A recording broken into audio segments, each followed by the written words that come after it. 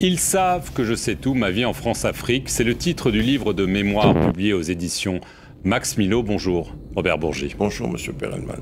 Alors c'est un ouvrage d'entretien écrit avec le journaliste Frédéric Lejal, avec plein de documents, d'archives. On va de la RDC au Sénégal, au Congo, au Gabon. Mais c'est surtout un récit par le menu, il faut dire, du financement par plusieurs présidents du continent, du parti gaulliste et avant tout de Jacques Chirac. Un Jacques Chirac qui, suite à son échec présidentiel en 1981, vous contacte et vous dit qu'il est temps d'amorcer la pompe financière. Est-ce que vous pouvez nous raconter ce qui s'est passé? J'étais conseiller politique du ministre, j'accompagnais Aurillac, disons à Libreville ou à Ouaga et autres. J'avais une audience à moi, privée, avec le chef d'État que Michel Aurillac, le ministre, venait de quitter. Et je disais, bon voilà, Bongo c'était papa, Blaise c'était Blaise, Sassou c'était Denis. Je dis, bon, Denis, la campagne de 88 arrive, il est bon que tu puisses contribuer au financement de ton ami Jacques. Et il disait, ok, Banco, on y va? Tout de suite. Tout de suite. Tout de suite. C'est vous qui demandiez les sommes, c'est eux qui décidaient? Non, c'est eux qui décidaient. Mais jamais ça n'est descendu en dessous d'1 million de dollars. Jamais. Jamais. Comment ça se passait? Ils envoyaient c'est vous qui rameniez l'argent? Non, c'est surréaliste. Je rentrais sur Paris. Le chef d'État m'appelait, il me dit je t'envoie Monsieur X, prends rendez-vous avec Jacques. Pour Bongo, c'était Davin. C'était le mot de code de Jacques Chirac. Pour Sassou, c'était Jacques. Bon, je faisais je prenais la tâche de Monsieur Chirac. Je lui dis voilà, vous avez un émissaire qui arrive tel jour à telle heure. Il me dit bon voilà. Là. Et vous étiez là toujours pour la remise des fonds? Toujours. C'est comme ça que ça se passait, monsieur Perelman. En toute illégalité. Ça, c'est plus mon problème. Le président de la République française me demande des choses, j'exécute. Le président des États africains envoie son émissaire. Moi, je ne suis en rien là-dedans. Vous ne vous êtes jamais servi au passage? Jamais. C'est mal me connaître. En 1995, parce qu'il faut qu'on avance, vous dites aussi là qu'il y avait des contributions. Bongo, Sassou, Compaoré, le maréchal Mobutu. C'est le même mécanisme. Ensuite, exactement le même. Vous dites en 95, pour la campagne, c'était au moins 10 millions de dollars. Absolument.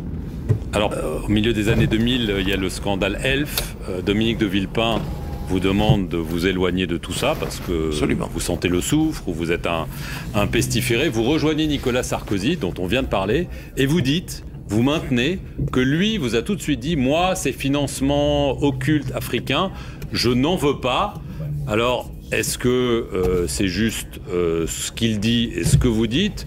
Parce qu'il vous a remis la Légion d'honneur, il vous a envoyé ensuite au Gabon. On a quand même l'impression que vous avez été à son service pour faire la même chose que vous faisiez jusque-là. Il n'y a pas vraiment de raison que ça s'arrête, non? Un jour, Sarkozy, le président Bongo, qui pouvait se le permettre, il lui a dit « Mais Nicolas, Jacques, il demandait toujours de l'argent. » Il lui dit « Omar, j'ai dit à Robert qui vous a passé le message, pas un sou. » Ça se passait dans le bureau du président de la République. Après l'audience officielle, j'attendais dans le bureau de Guéant, je suis rentré dans le bureau du président. Nous étions 4, Guéant, votre serviteur, le président Bongo, le président Sarkozy, et il lui a répété ça, je ne veux pas un sou. Mais Bongo a eu quand même cette gentillesse vis-à-vis de Jacques Chirac. Il lui a dit, mais Jacques était demandeur toujours, mais toi tu ne veux rien. Je lui ai dit non, je ne veux pas un sou. Vous dites dans le livre quand même que Ali Bongo, donc qui avait succédé à Omar Bongo, vous payez 1 million de dollars par an. Entre 2009 et 2013, 1 million de dollars par an, Robert Bourgi, dans un pays où les routes, les hôpitaux, les écoles manquent. Vous n'avez pas mauvaise conscience quand même? Parce que ça, c'est juste le Gabon. Le reste, vous avez quand même gagné très bien votre vie. Vous dites que c'est du lobbying, mais vous comprenez que ces chiffres... Monsieur Perelman, je suis là pour parler de mes mémoires. Je ne suis pas devant un juge d'instruction. S'il vous plaît. Mais vous le dites dans vos mémoires. Je le dis. Vous comprenez que ça puisse choquer? C'est dans ma nature, monsieur Perelman, de ne pas mentir. Je dis les choses telles qu'elles sont. J'étais pas obligé de dire que je gagnais 1 million. Mais je le dis. Je le dis. Vous comprenez que ça puisse choquer? Oui, ça peut choquer. Mais c'est la vérité. Mais le million de dollars, monsieur Perelman, était versé sur mon compte professionnel.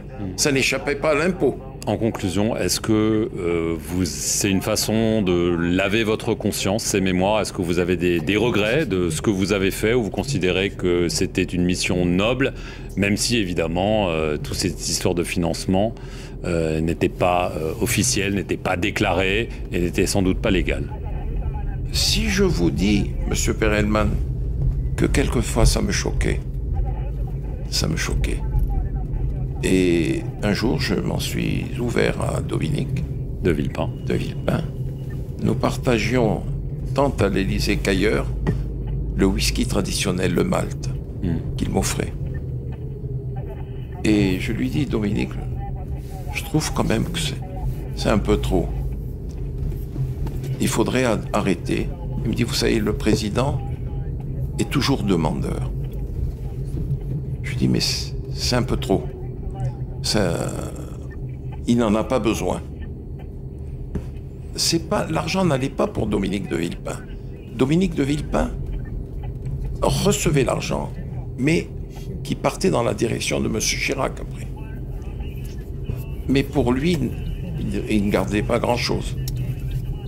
Dans le livre, vous laissez entendre que Jacques Chirac aimait beaucoup l'argent. Ça laisse sous-entendre qu'il y en a peut-être qui n'est pas allé pour les campagnes.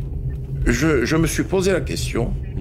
Les chefs d'État, tous, m'ont dit, mais Robert, que fait-il de tout cet argent? Je lui dis, je ne sais pas. C'est la question que je me pose moi aussi, que vous vous posez, je ne sais pas. Robert Bourgier, merci.